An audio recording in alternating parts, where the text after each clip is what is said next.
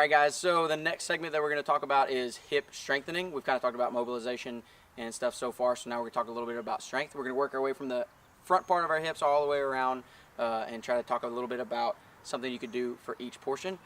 So anterior side right there, a good thing to do just to make sure that our hip flexors and all of those muscles are strengthened up. Alright, we can stand with one leg straight. Alright, one leg on the ground, both legs are trying to be as straight as possible. You can hold that for a minute or so at a time, trying to build endurance right there to strengthen those hip flexors enough to where we can bring that knee up. That's not usually as bad of a cause as maybe like hip adduction, or abduction. So that's opening our hips out right there. We do have muscles that kind of control that. What we can do to help with that, a little exercise to gain some strength and maybe help, especially if we go into a squat and our knees tend to cave.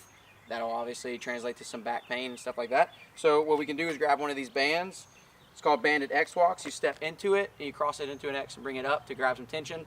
Get a soft bend in the knees. That way we don't put any kind of ACL pressure on there. But a soft bend in the knees, and we're going to drive one foot out to reaching step and then come back with that other one. All right, you could step 10 or so steps to one side, 10 or so steps to the other. If you're at home or something and you don't have a band, we can do the same thing laying on the ground. You still have the soft bend in the knee, you're laying completely lateral, and you just raise one leg up and come back down. You use gravity to kind of add that resistance.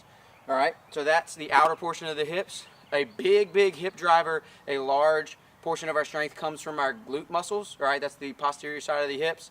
If you've been following along with Coach Jen, she's been doing an entire video segment series on glute strength and building glute strength and hypertrophy and stuff like that and keeping them hips strong and healthy. So follow along with her.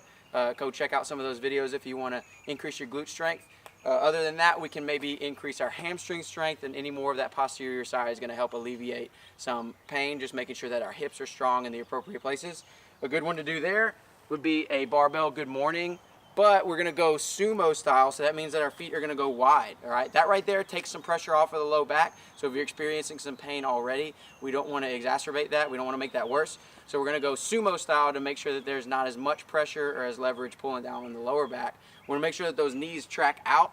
All right, that way we have that appropriate abduction right there. So the knees are tracking out, and what we're going to do is just send our hips back and sit into our hips. Just try to sink back into our hips right there. We're not bending over. We put undue pressure on our back. We want to use the appropriate muscles and sit back so we can strengthen that posterior side and hopefully